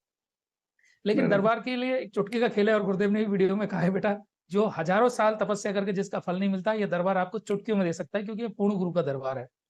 तो वो हम बराबर। सभी के साथ में, सभी की कुंडलियां जागृत हैं, जो मंत्र दीक्षित हैं उन सभी की कुंडलियां जागृत हैं और अंदर अपना पूरा काम कर रही है। बस विश्वास के साथ में अपने जाप के साथ आगे बढ़ते जाइए। कर्म भोग जीवन में बनते हैं, पिछले आपके जो कर्म भोग थे वो तेजी से आगे आते हैं, और क्या होता है, कुछ लोग यहीं पे भ्रमित हो जाते हैं, उनको लगता है जी अरे मैं तो साधना कर रहा हूँ, मेरे कष्ट बढ़ क्यों गए। लेकिन उस समय यही समझने की जरूरत है, जब आप पूर्ण गुरु से दीक्षित होकर आप आगे बढ़ रहे हो और आपके सामने कष्ट आ रहे हैं, इसका मतलब आपके भोग फटाफट से कटते चले जा रहे हैं। और कई बार मैं कह चुका हूँ, दो तरह से कर्म भोग कटते हैं, एक तो जैसे डॉक्टर सर्जरी करता है ना एनेस्थीसिया लगा के, एक तो वो सिचुएशन हो, और दूसरी हाँ। सिचुएशन क्या है, कई बार आपने टाँके लगाते हुए देखा ना बिना एनेस्थीसिया के, तो वही सिचुएशन होती है। अगर आपके पूर्ण गुरु है, मंत्र है आपके पास, तो आपकी एनेस्थीसिया लगा के सर्जरी हो रही है, और अगर वो पूर्ण गुरु नहीं होते तो सर्जरी तो वही होती, तो विकराल रूप होती, लेकिन बिना एनेस्थीसिया के होती। तो इसके ऊपर शिप्रा का कमेंट चाहूंगा मैं, शिप्रा क्या सोचती है इस बारे में? बिल्कुल बिल्कुल सही कह रहे हैं आप भैया। जैसे जब हम दरबार से शुरू शुरू में जुड़े ही थे, तो उस समय में जो मैं बोल रही थी ना कि हमारे लिए प्रूफ बहुत जरूरी है, विश्वास बहुत जरूरी है, हमारी स्पेशली हमारी यंग जनरेशन के लिए, क्योंकि हम लोग इन अध्यात्म जैसी जो चीजें हैं इन सब से बहुत दूर आ चुके थे। तो बिल्कुल। हमारे लिए वापस अपने रूट्स तक जाना एक बहुत लंबी जर्नी थी, लेकिन दरबार की कृपा से, बाबा माँ की कृपा से वो विश्वास मुझ में हमें जगा रहा, और एक बार जो विश्वास बना वो दिन पर दिन दृढ़ होता चला गया। एंड इवन जब मंत्र दीक्षा मैंने ली थी, तो उसके तुरंत बाद ही मुझे पता चला था कि मेरा फाइनेंसिंग नहीं हो पाएगा। तो उस समय भी मैंने बाबा को ये नहीं कहा था कि ये क्या हो गया, मैंने मंत्र दीक्षा ली और आपने ऐसा कर दिया। बस मैं समझ गई कुछ तो बात है, बाबा ने किसी वजह से मेरे को यहाँ रोका है, कुछ बुरा हो सकता था वहां पे, या कुछ बुरा नहीं भी हो सकता था, तो भी अब मुझे उसके 2-4 महीने बाद उसके परिणाम पता चले कि मेरे कई दोस्त जो गए थे बाहर पढ़ने के लिए, उन्होंने बताया कि बहन यहाँ सिर्फ सितंबर अक्टूबर तक ही आपको आप अपना सर्वाइवल कर सकते हो, जनवरी तक ये है कि अगर आपने सेविंग्स करके नहीं रखे हैं तो आपको घर से वापस पैसे मंगाने पड़ जाएंगे। और मैं ये बिल्कुल नहीं चाहती थी कि एक बार मैं बाहर जाऊं और मैं वहां पढ़ूं भी और मैं जॉब भी करूं और फिर मुझे घर से पैसे मंगाने पड़ जाए। मेरे लिए ये बहुत शर्मनाक बात हो जाती, मुझे खुद बहुत अंदर से खटकता कि मैं क्यों आई हूँ यहाँ पे, इतने पैसे खर्च कर मैं फिर से घर से पैसे मंगा रही हूँ। तो मेरे लिए तो बहुत ही अच्छी बात थी कि मैं नहीं गई। और जब मैं यहाँ रह गई तो यहाँ पे रह के भी मैंने कई ऐसे मेरे अनुभव थे जो मुझे आगे प्रोफेशनली बहुत काम आए, मेरे एडमिशन के समय भी मुझे बहुत काम आए और आज भी काम आते हैं। तो एक तरह से बाबा माँ ने मुझे बहुत बहुत बचाया, मुझे हर तरह से। तो बस बिल्कुल। यही है, आपको विश्वास रखना होता है। और जब मेरा तंत्र दीक्षा में सिलेक्शन हुआ था उसके तुरंत बाद ही मतलब मुझे हेल्थ इश्यूज बहुत हुए थे, with in 1 or 2 months health issues बहुत हुए थे। लेकिन उस समय भी मैं बस यही कहती, पता नहीं कौन से कर्म भोग है बाबा माँ जो कट रहे हैं, लेकिन इन्हें काट दो, जल्द से जल्द काट दो। क्योंकि मेरा ये था कि एक बार कॉलेज शुरू हो गया फिर उस टाइम पे हेल्थ इश्यूज है तो बड़ी दिक्कत हो जाएगी। तो 2 महीने के अंदर उन्होंने मेरे सारे कष्ट काट दिए, और जब से मैं कॉलेज गई हूँ ना एक भी दिन सर दर्द, और मुझे हर 15 दिन में सर दर्द होता था उससे पहले, हर 15 दिन में। और मेरी ये हालत हो जाती थी जब तो मुझे 4-5 बार उल्टियां ना हो जाए और मैं बिल्कुल थक हार के खाली पेट सो ना जाऊं, अगले दिन से पहले मेरी तबीयत सही नहीं होती थी। हर 15 दिन पे सर दर्द, हर महीने मेरी तबीयत खराब हो जाती है, बीमार पड़ी हूँ मैं। और जून जुलाई में तो मेरी ऐसी हालत हो गई थी भैया कि मैं 4 दिन उठ के खुद से खाना लेने नहीं जा पाती थी मेस में। ओ, लेकिन बाबा माँ ने जल्द से जल्द मेरे सारे कर्म वो काटे और मुझे बिल्कुल भला चंगा करके मुंबई भेजा कि इसी इतनी सी भी तकलीफ ना हो पाए। और मैं जब से गई हूँ बाबा माँ की कृपा से न कभी सर दर्द, न जुकाम, बुखार कुछ नहीं मुझे। और मैं वहाँ खूब घूमती भी हूँ। कई-कई बार ऐसा होता है कि मैं सुबह कॉलेज जाती हूँ तो नाश्ता करना भूल जाती हूँ, वहाँ जाके खाती हूँ। कई बार कॉलेज में भी नहीं खाती हूँ तो सीधा शाम को खाना खाती हूँ आके। लेकिन भली चंगी रहती हूँ। बाबा माँ की एनर्जी कृपा से बैलेंस रहती है। बैलेंस रहती है एकदम बढ़िया। बिल्कुल।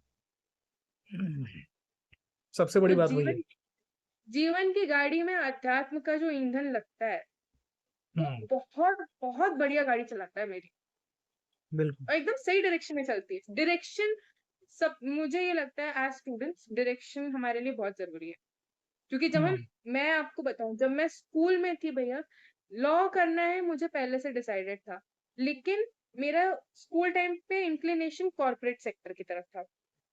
जब मैं कॉलेज गई तब मैंने देखा कि आप हर जगह लॉ देख सकते हो तो मेरा इंक्लिनेशन शिफ्ट होके गवर्नमेंट सेक्टर पे आया और वहां से सारी कंफ्यूजन शुरू हुई जो मैं कहती थी डायरेक्शन लेस एकदम चल रही थी रिग्रेटफुल। तो वो चीज थी। आज की डेट में बाबा माँ की कृपा से दरबार की कृपा से डायरेक्शन भी सेट है और हमारे मुझे पता है मुझे क्या करना है कैसे करना है वो बाबा माँ करवा देंगे इतना मुझे भरोसा है। मुझे ना पता हो लेकिन बाबा को पता है। बिल्कुल। तो वो चीज है विश्वास और डायरेक्शन ये दो चीजें बहुत जरूरी हैं विद्यार्थियों के बहुत लिए सुंदर। और ये मैं सबको कहूंगी जो स्कूल में है जो कॉलेज में है सबको अपने अध्ययन में एक डायरेक्शन होना बहुत जरूरी है। हम्म और जब विश्वास करो तो अंधविश्वास मत करो, ना क्योंकि ना ना बहुत सारे लोग बिना प्रूफ के सिर्फ मान के बैठे हैं, और गुरुदेव कहते हैं कि मानो मत, पहले जानो। और जानने के लिए हाँ पहले आप अनुभव करो, दरबार की शक्तियों को आप अनुभव घर बैठे बहुत अनुभव करो। बहुत जरूरी है क्योंकि बहुत ज्यादा हाँ, जरूरी है। और सही हाँ। अनुभव के लिए आपको गलत अनुभव भी जरूरी है अनुभव भी आपको हर तरह के आवश्यक है।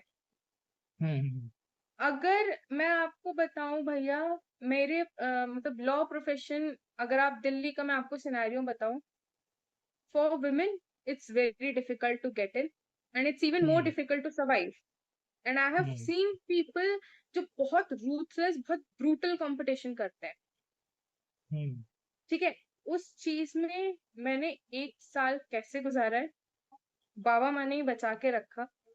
कई बार ऐसी सिचुएशंस हो सकती थी जो मेरे लिए गलत हो सकती थी लेकिन चूंकि दरबार का मुझे संरक्षण था दरबार का आशीर्वाद था तो मैं हर सिचुएशन में बची रही।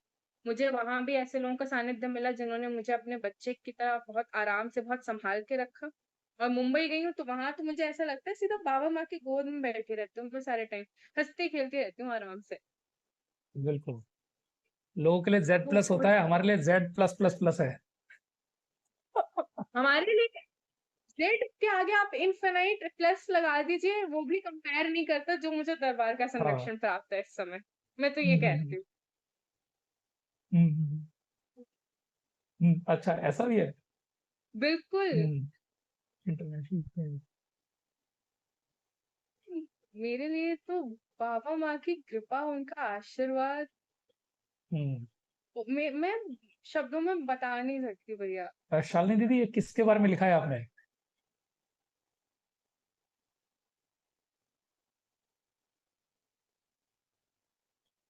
शालिनी दीदी, आप अनम्यूट करिए।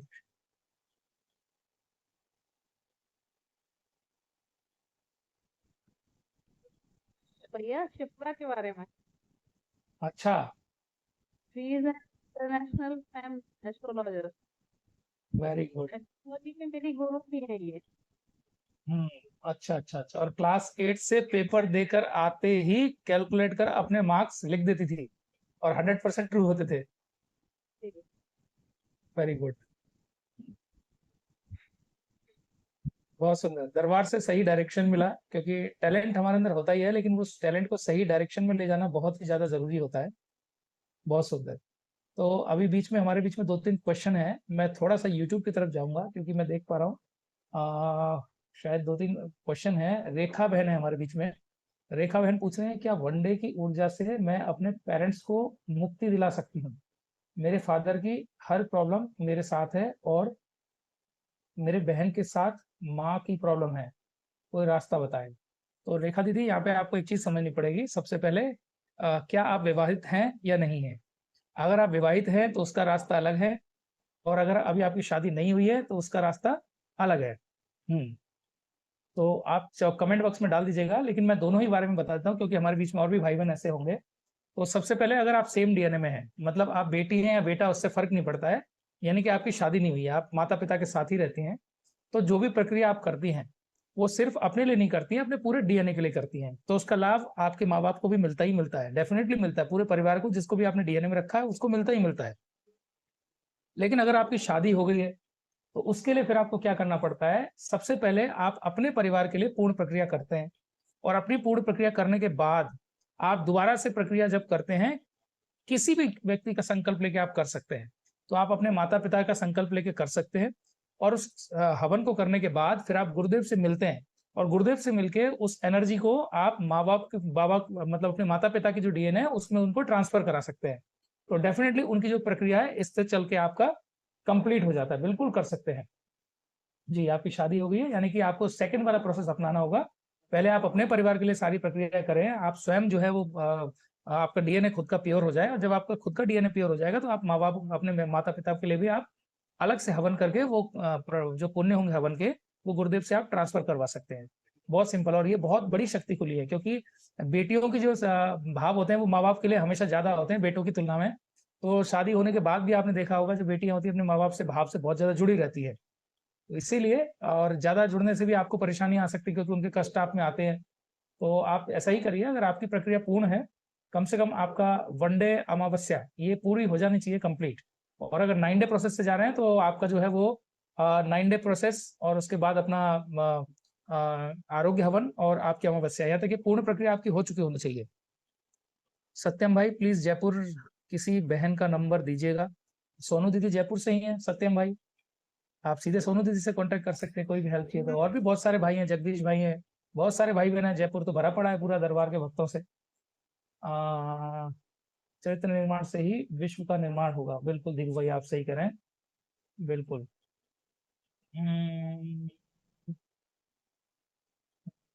अच्छा रेखा दीदी, आप तो तंत्र के तीसरे लेवल पे हैं। हाँ, इन्होंने पूछा है मेरे संकल्प पूरे नहीं होते भैया, ऐसा क्यों? मैं आपको बताता हूँ, ऐसा इसलिए क्योंकि आप ये मानती हैं कि आपके संकल्प पूरे नहीं होते। आपके मन में जो भाव है वो गहरे उतर गए हैं, और आपको ऐसा लगता है कि आपके संकल्प पूरे नहीं होते। ये तो रही आपकी प्रॉब्लम। क्योंकि जो भी चीज आप दूसरों को बता रहे होते हैं ना, वो आप तभी बताते हैं ना, पहले आपने माँ बाबा से कही, आपकी समस्या सॉल्व नहीं, तब आप दूसरों तक जा रहे हैं, तो आपकी समस्या आपको लगता है कि वो सॉल्व नहीं हुई, तभी तो आप दूसरों तक जाते हैं ना। तो इसके लिए समस्या तो ये है। अब इसका समाधान सुनिए, सिंपल सी क्या करना है। जब भी आप संकल्प करने बैठते हैं तो सबसे पहले यही आपको संकल्प करना है कि जिन स्मृतियों के कारण मुझे ऐसा लगता है कि मेरे संकल्प पूरे नहीं होते, उन स्मृतियों को नष्ट कर दिया जाए। तो ये वाला संकल्प आप सबसे पहले करिएगा। और जब आप ऐसा करेंगे तो आप देखेंगे कि सबसे पहले तो आपके अंदर से वो भाव नष्ट होना चाहिए जो आपको ऐसा महसूस कराती है कि आपके संकल्प पूरे नहीं होते। आप तंत्र के तीसरे लेवल में, तो ऐसा तो बिल्कुल हो ही नहीं सकता आपके लिए। तो आप तो इधर सोचेंगे, चुटकियों में ऐसे करके चीजें आपके सामने हाजिर होंगी। तो ये आपको संकल्प में ऐड करना है, क्योंकि आपके मन में वो भाव जो है वो गहरे हो गए, है ना। ओके, और हमारे किसी भाई बहन का कमेंट? जय माँ बाबा की, जय बाबा की, जय माँ बाबा की, जय करोली शंकर महादेव की, ओम नमः शिवाय। बहुत सुंदर, बड़े सुंदर सुंदर कमेंट डाल रखे हैं। सदगुरु भगवान की जय, हरिहर, भगवान भोलेनाथ, माँ कामरू कामाख्या की जय, कोटि कोटि प्रणाम। बहुत सुंदर है। और किसी का कोई क्वेश्चन है तो डाल सकते हैं।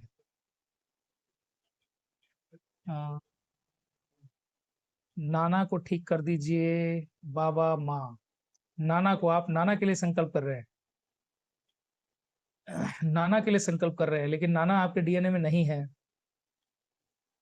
आरेंद्र कुमार जी, आपके नाना जी जो है वो आपके डीएनए में नहीं है। तो ये संकल्प मत करिए आप, उनको संकल्प करने को बोलिए, नहीं तो उनके कष्ट आप में आएंगे। और अगर आपको लग रहा है नाना को आपको ठीक ही करना है, तो फिर तरीका मैंने आपको बता ही दिया, जो अभी दीदी के लिए बताया था। आपको खुद का प्रोसेस कंप्लीट करने के बाद उनके लिए करके वो पुण्य, उनके लिए आप गुरुदेव से मिलकर वो एनर्जी उनको ट्रांसफर करा सकते हैं। लेकिन आप किसी तरह से संकल्प वगैरह मत करिए, नहीं तो आपको कष्ट होंगे। आप उनको रास्ता बताइए, उनको वीडियो दिखाइए, उनको भजन सुनाइए, और उनको स्वयं को संकल्प करने दीजिए। बस सब हरियर हो जाएगा। कोई भी प्रॉब्लम रही हो, कोई प्रॉब्लम नहीं होगी उनको भी। राम प्रसाद रमन जी, आपने तो जय माँ बाबा की, क्या बात है, पूरा यूट्यूब पूरा ही भर दिया है जय माँ बाबा की। हाँ, डेली जाप निर्भर करता है आपकी शारीरिक क्षमता के ऊपर। अगर आप मंत्र साधना में हैं तो आप 3, 4, 5 माला से शुरू करिए और धीरे-धीरे आप उसकी संख्या को बढ़ा लीजिएगा, लेकिन जब बढ़ जाए तो वापस से उसको घटाना नहीं है। और अगर कभी आपको असहज महसूस हो तो आपको गुरुदेव से संकल्प भी करना है कि जो बढ़ी हुई ऊर्जा है उसको समाहित करें और मेरे शरीर को जो मेरी ऊर्जा है उसके अनुसार बैलेंस करने की कृपा करें।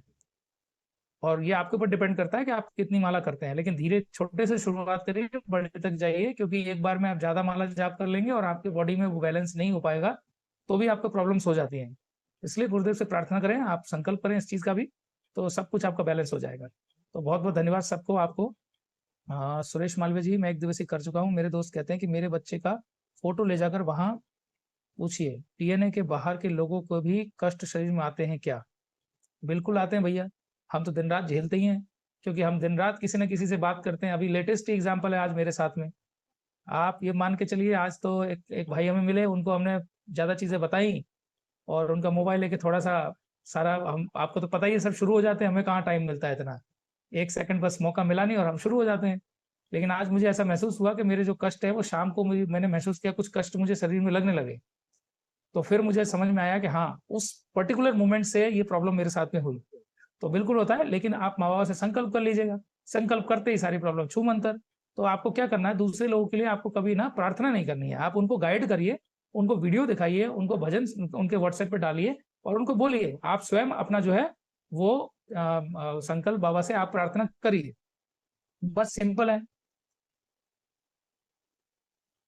और मेरे बच्चे का फोटो ले जाकर वहां पूछ, भैया आपकी बात अधूरी रह गई सुरेश भाई, तो पूरी बात नहीं समझ में आ रहा है, इसीलिए मैं आपको जवाब नहीं दे पाऊंगा। अच्छा, आपका कोई भाई है, दोस्त है जो उनके बच्चे का फोटो ले जाके पूछना चाहते हैं आप किसी बात को, तो हाँ पूछ सकते हैं, इसमें कोई परेशानी नहीं है। लेकिन डीएनए का होना जरूरी है, हालांकि ऐसा कई बार देखा गया है, लेकिन डीएनए का व्यक्ति का होना जरूरी होते तो अच्छी बात है, नहीं तो फोटो ले जाके आप पूछ सकते हैं, ऐसी कोई परेशानी नहीं।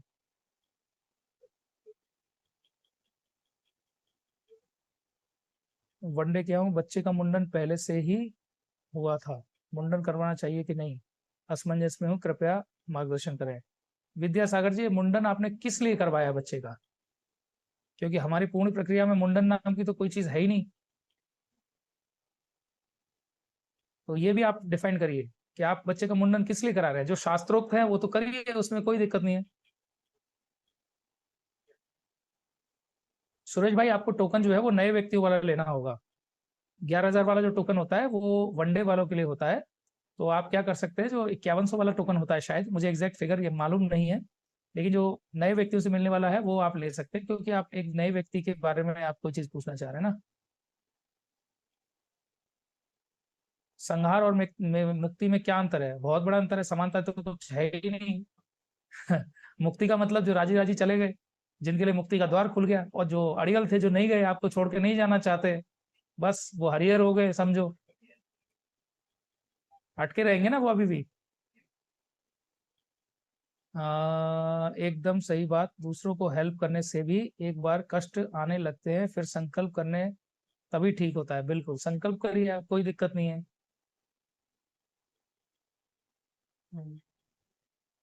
भैया, क्या माँ बाबा की पूजा रूम में मंदिर लगा के कर सकते हैं? क्या माँ बाबा की पूजा रूम में मंदिर लगाकर कर सकते हैं? हम दूसरे डीएनए के साथ रहते हैं, ननद के घर में रहते हैं, तो क्या करें? वो भी दरबार से जुड़ी है और हम भी दरबार से जुड़े हैं। जुड़ने से मतलब है प्रक्रिया कहाँ तक हुई है, पहली बात तो। दूसरी बात, आप कहीं भी रहते हो, किसी के भी घर में रहते हो, किराए के मकान में रहते हो, चाहे रिश्तेदार के रहते हो, उससे कोई फर्क नहीं पड़ता है। एक मंदिर में बैठ के पूजा भी कर सकते हैं, लेकिन जाप नहीं कर सकते। बस ये ध्यान रखना है, जाप के लिए आपका जो आसन और आपकी माला होती है वो अलग अलग होती है। पूजा तो आप कहीं भी बैठ के करिए, पूजा तो आप शमशान में चले जाइए, भाग जाएंगे सब जो भी वहां पे होंगे, और ऐसे अनुभव आपके साथ में बहुत सारे भाई बहनों ने बताया ही है। पूजा कहीं भी करिए, कोई दिक्कत नहीं है, आप एक ही मंदिर में कर सकते हैं, अलग अलग मंदिर करने की भी जरूरत नहीं है, माँ बाबा तो सेम ही है। बस जाप की कुछ जो मर्यादाएं होती है, शास्त्रों जो है वो हमें ध्यान रखना रहता है, बाकी कोई प्रॉब्लम नहीं है। अजमेर, राजस्थान, किशनगढ़, नसीराबाद से कोई दरबार आया है? कोई परिवार? सैकड़ों परिवार आते हैं, डेली आते हैं, राजस्थान के तो भक्त बहुत सारे हैं। मानक उदय भाई, आप हमारे जो व्हाट्सएप ग्रुप है अगर उससे जुड़े तो वहां पे आपको बहुत सारे ऐसे भाई बहनों के बारे में पता चलता रहता है। और कोई बात नहीं, ये कार्यक्रम तो आपका सार्वजनिक है, पूरे हिंदुस्तान के लोग आते हैं। आपका कोई भी सवाल है, जरूरी थोड़ी अजमेर का हो, किशनगढ़ का हो, तभी आपका काम बनेगा। आपका कोई भी क्वेश्चन है, आप यहाँ बिल्कुल ओपनली पूछिए। जूम पे आ जाइए हमारे साथ में, जूम पे Q&A करिए, कोई दिक्कत नहीं है। यंत्र जो काशी विश्वनाथ से यात्रा जो काशी विश्वनाथ से निकल रही है, उसको क्या जूता पहनकर की यात्रा कर सकते हैं? ओके, सो इसका जवाब तो मेरे पास नहीं है SN पाठक सर, मुझे इसकी जानकारी नहीं है जो आप पूछ रहे हैं। हालांकि मेरे हिसाब से कोई प्रॉब्लम इसमें होनी नहीं चाहिए, लेकिन फिर भी मैं चाहूंगा कि आपको मैं कमेंट बॉक्स में भैया का नंबर दे देता हूँ, मनीष भाई का नंबर दे देता हूँ। मनीष भाई का आप सीधे सीधे कांटेक्ट करिएगा। तो मनीष भाई, सौरभ दीदी, आप SN पाठक जी हैं, इनको प्लीज कमेंट बॉक्स में एक बार नंबर इनको डाल दीजिए, मनीष भाई का, क्योंकि काशी से वो स्टार्ट कर रहे हैं तो वो इनको कनेक्ट कर सकते हैं। और जी हाँ, सुरेश मालवीय भाई 51 वाला, जी जी। अभियान नमस्कार, जय बाबा। अभियान बहुत बहुत धन्यवाद, धन्यवाद माँ बाबा को। कृष्णा भाई क्लियर एंड हुआ, प्लीज क्लैरिफाई संहार और मुक्ति। संहार और मुक्ति तो बता ही दिया मैंने, सिंपल है। संहार का मतलब जो राजी रास्ते नहीं जा रहे, मुक्ति का मतलब ये हुआ जो गुरुदेव ने आदेश दिया, मुक्ति का द्वार खोला और वो लोग गए, उनकी सदगति हो गई। और जो नहीं जाएंगे उनको फिर सजा मिलेगी। और कोई क्वेश्चन है तो प्लीज डालिए। चलिए, बहुत बढ़िया, बहुत सुंदर। तो सभी के क्वेश्चन क्लियर हो गए हैं। और इधर जूम पे हमारे साथ कोई क्वेश्चन शायद नहीं है, चैट बॉक्स एक बार देख लेते हैं। जय हो शिव शंकर भोलेनाथ, हरिहर, सब कुछ क्लियर। बहुत बहुत धन्यवाद सभी को, सबके क्वेश्चन क्लियर हुए। तो चलिए जाते जाते 5 मिनट और एक भजन हम सभी एंजॉय करेंगे। और एक बार मैं चाहता हूँ सभी लोग फटाफट से शिप्रा को भी हरिहर बोल के ऑल द बेस्ट बोल दीजिए, उसके करियर की शुरुआत के लिए, माँ बाबा की कृपा के लिए।